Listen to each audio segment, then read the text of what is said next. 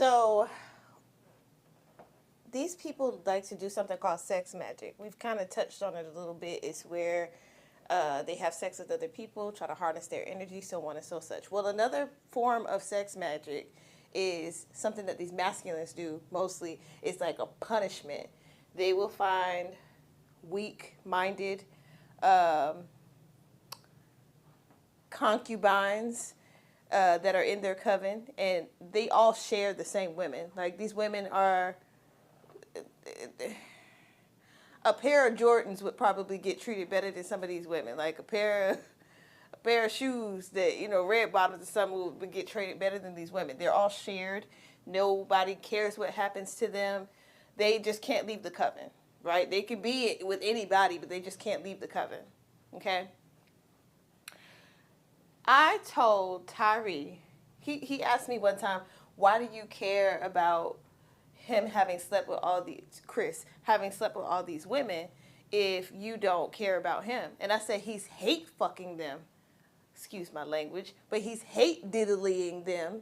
And he was like, he giggled, and he was like, what you mean? And I said, that is a form of black magic. It's when men have sex with one woman whilst holding the ideal of another woman in their mind. And they will treat the woman that they're physically having sex with horribly. They choking them, they spitting on them, they're using, I think it's called SMS, and they're chaining them up, and they're paddling them, and what is it called? What's the phrase called? Flogging them, and all kind of other weirdness. And they're doing it in the name of the other woman that they're trying to direct that anger towards, right? And so sometimes they will make these women wear clothes like that of the other woman, smell goods like that of the other woman. They will make them respond to the name of the other woman. They'll make them say or do things, you know what I'm saying? Like, it's like role play to the extreme.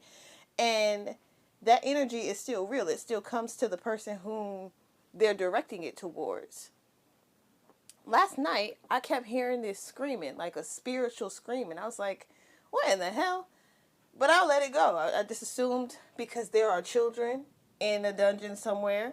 There are some women that are being held captive somewhere. I told y'all about a week ago that there's a woman somewhere who I was seeing run through a forest, and she then ended up being haunted down and being held captive somewhere. And that's if she's still alive.